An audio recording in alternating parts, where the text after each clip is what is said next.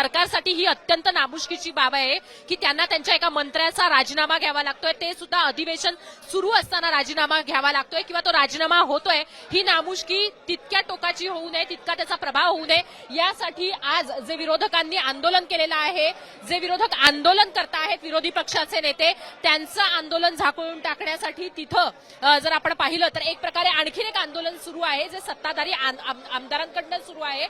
अबू आझमींच्या विधानाच्या विरोधामध्ये हे आंदोलन सुरू असल्याचं आपल्याला पाहायला मिळत आहे। एकीकडे मंत्र्याच्या राजीनाम्याची मागणी होते आणि दुसरीकडे अबू आझमींच्या विधानावरनं सत्ताधारी आंदोलन करतात। सरकारची नामुष्की होते आहे मंत्र्याच्या राजीनाम्यामुळे, त्यासाठी झाकून टाकण्यासाठीचं हे आंदोलन होत आहे पाहायला मिळत आहे। बघा, धनंजय मुंडेंचा जो राजीनाम्याचा विषय आहे तो पूर्णपणे वेगळा आहे, तपास चालू आहे मुख्यमंत्र्यांच्या दरबारात तो विषय। पण काल अबू आझमी एक महाराष्ट्रातून निवडून आलेला तो आमदार आहे, तो या सभागृहात बसतो, या देशात राहतो, या महाराष्ट्रात राहतो, छत्रपती शिवाजी महाराजांचा पुतळा आपल्या समोर आहे आणि त्याच्या समोर औरंगजेबाचं कौतुक करतो। हाच औरंगजेब आहे, याला कोणताही अधिकार नाही।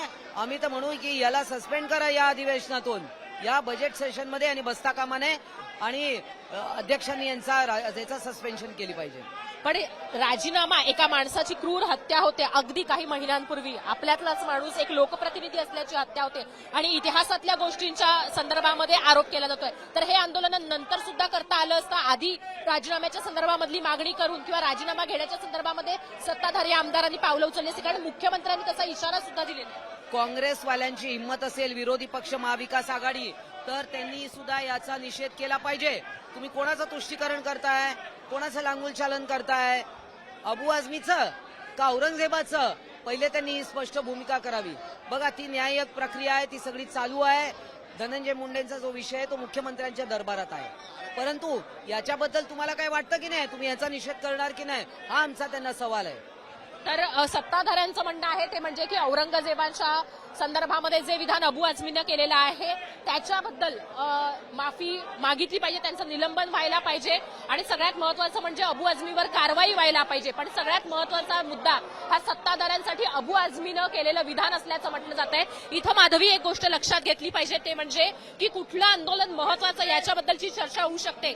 इतिहासामध्ये घडलेल्या गोष्टींवरनं सातत्यानं आरोप प्रत्यारोप होत राहतात आणि जर आपण पाहिलं तर एका व्यक्तीची क्रूर हत्या केली जाते, ती क्रूर हत्या कशा पद्धतीने झालेली आहे याच्याबद्दलचे पुरावे व्हिडिओ आणि फोटोच्या माध्यमातून समोर येतात। त्याच्या संदर्भात केलं जाणारं आंदोलन हे विरोधकांचं आणि त्याच्या समोर अशा पद्धतीनं अबू आझमी इतिहासातल्या गोष्टींच्या संदर्भामध्ये केलेलं विधान, याच्याबद्दल आंदोलन केलेलं विधान, याच्यावरनं सत्ताधारी आमदार आंदोलन करतायत। दोन्ही आंदोलनं एकत्र होऊन एक प्रकारे जे मंत्री आहे त्याच्या राजीनाम्याच्या मागणीच्या संदर्भामध्ये जे आंदोलन होत आहे ते दाबण्याचा प्रयत्न हा सत्ताधारी आमदारांकडून केला जातोय असं म्हटलं जाते। अनेकदा या पायऱ्यांवर अशी गोष्ट पाहायला मिळाली आहे ती म्हणजे की सत्ताधारी आणि विरोधक ठरवून आंदोलनाची वेळ ठरवतात, एकमेकांमध्ये हे आंदोलन क्लॅश होऊ नये, किती महत्वाचा मुद्दा आहे हे लक्षात घेऊन मग आंदोलन करतात। पण प्रत्यक्षात आज इथं आपल्याला असं पाहायला मिळत नाहीये।